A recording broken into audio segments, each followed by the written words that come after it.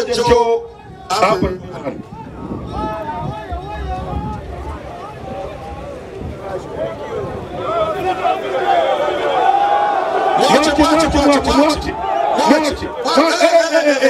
Tulia.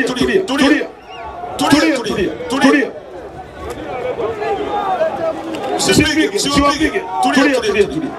No.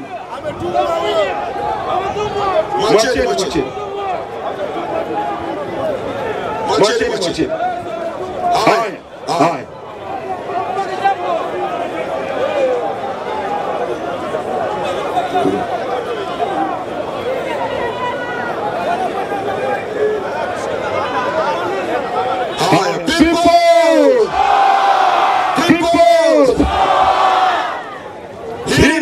Niliwaambia kwamba ubongo wa watu wanaotumiwa ndio tatizo la nchi hii, kwamba wipo wanaotumia ni ubongo wa watu kama hao. Unafikiri huyu kijana angekuwa na kazi ya kufanya, angekuja kuriski maisha yake kwenye umati kama huu? Sasa kuumizwa na watu kwa sababu ya shilingi 10,000. Msikubaliane, tulieni kwenye mkutano. Kwa hiyo tunahitaji kubadilisha nchi, ndugu zangu. Hatuwezi kuendelea. Na ukitaka kujua hii operation imewashika, ndio vitu kama hivi. Operation ya no reforms, no election imekuwa very successful. Ndio maana wana panic, hawana uwezo wa kujibu.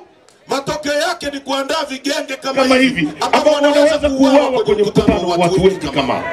Wao kweli.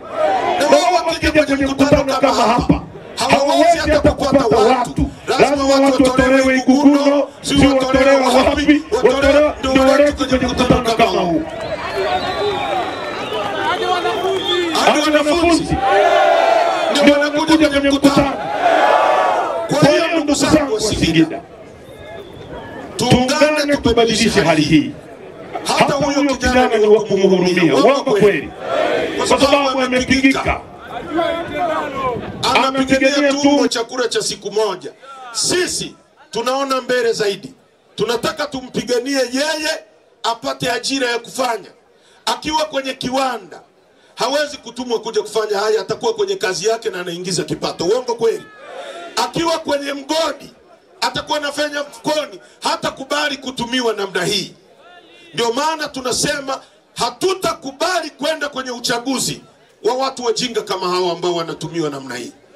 Lazima kwanza tubadilishe hali hii, tuingie kwenye mabadiliko kwanza ya sheria ili watu ulingane. Haiwezekani mechi ya Simba na Yanga inachezwa alafu refari anakuwa Haji Manara. Haitawezekana hiyo mechi, uongo kweli. Au mechi inachezwa Simba na Yanga alafu mshika bendera anakuwa Ahmed Ali. Itawezekana hiyo mechi? Itawezekana? Watu wa Yanga Ahmed Ali akishika kibendera mkakubali, mjue offside zote zitakuwa magoli, uongo kweli. Na Haji akiwa anapuliza filimbi, ikichezwa faulu hata katikati ya uwanja, yeye anapeleka kwenye kituta, uongo kweli. Sasa CCM Lissu anachoomba na sisi tunachoomba ni kwamba sheria ibadilike, uwanja ulingane, mechi ichezwe kwenye uwanja sawa, na refari ambaye apendelei. Lissu asimame hapa, huyu mama anasema wanamtiki asimame hapa, ipigwe dakika 90, wananchi wenyewe muamue nani atakuwa rais wetu. Singida yeye msemaji, wangapi mnaunga mkono operation ya chama chetu ya no reforms no election? Nyosha mkono tu. Nikisema no reforms, sauti gani bana? Singida no reforms,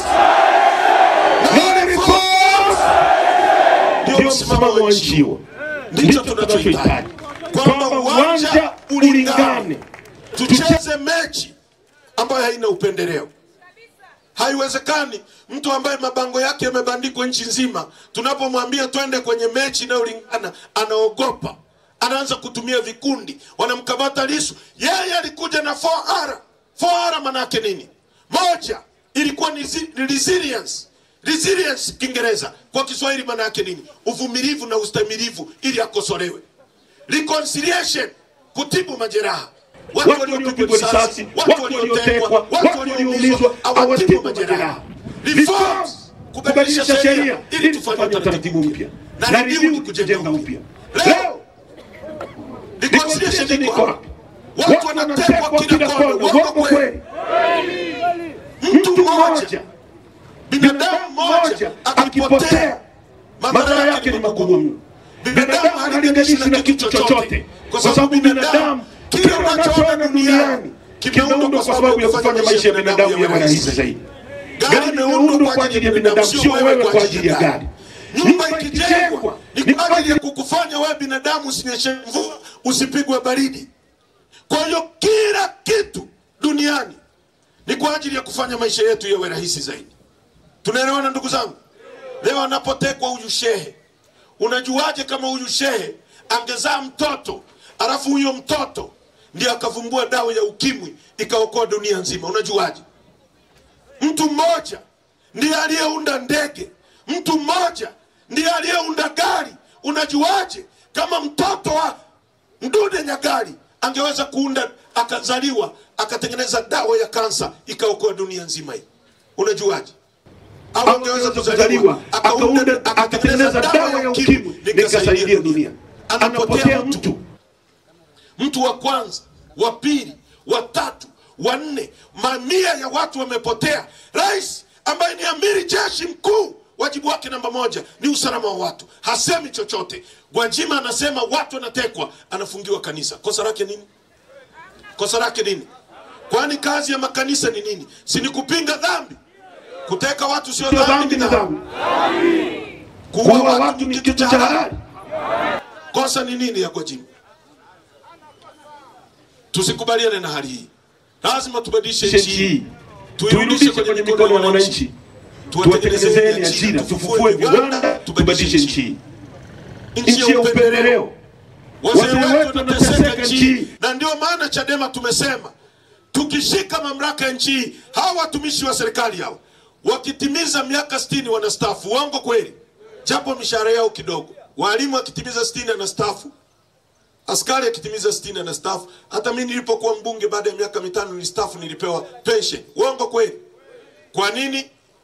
Kwa sababu umelitumikia taifa.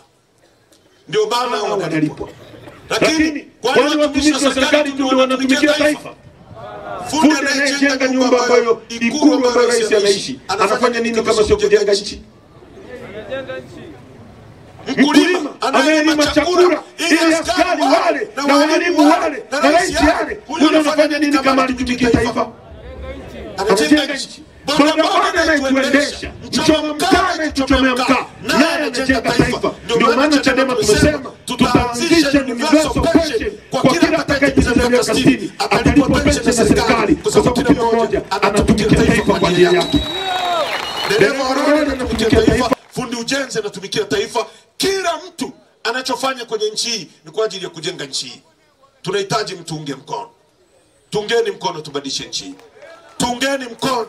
Tuombeeni, tupiganieni, tubadilishe nchi hii. Wamefunga ruzuku ili elimu hii isiende kwa umma. Walimkamata Lissu wakafikiri tutakaa ndani. Mimi na Mnyika tumekataa kukaa ndani, chama chetu kimekataa kukaa ndani. Walipoona tukai ndani, wamefuta ruzuku. Leo wanatishia kufuta chama. Na kwingine kote tulikoenda, watu wamesema watatuchangia ili elimu hii iende mbele. Nyie Singida mnasemaje? Nyie mnasemaje? Na kuna forms za petition hizi hapa.